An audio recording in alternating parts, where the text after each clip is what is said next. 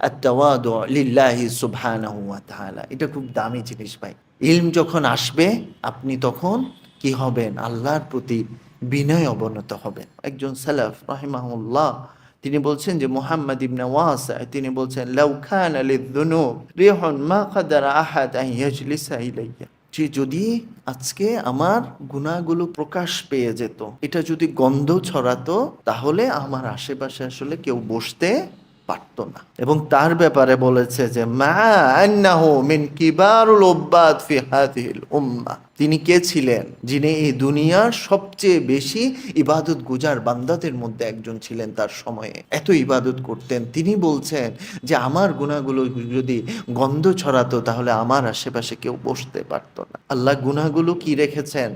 ঢেকে রেখেছেন। এখনো আমরা আল্লাহর দিকে ফিরে আসি। আল্লাহ তুমি যেটা ঢেকে রেখেছো সেটা তুমি কি করো না? প্রকাশ করো না। আল্লাহ তুমি সে গুনাহ থেকে আমাকে কি করে দাও? ক্ষমা করে দাও। কতটুকু তাওয়াদু, কতটুকু বিনয়ী ছিলেন আল্লাহ সুবহানাহু ওয়া তাআলার প্রতি। এই জন্য ভাইয়েরা আমরা চিন্তা করব। আসলে আপনারা চিন্তা করেন আপনাদের গুনাহগুলো, আমার গুনাহগুলো যদি এখন প্রকাশ পায় আপনাদের সামনে, সত্যিকার অর্থে আপনারা কেউ আর আমার কথা শুনতেন না।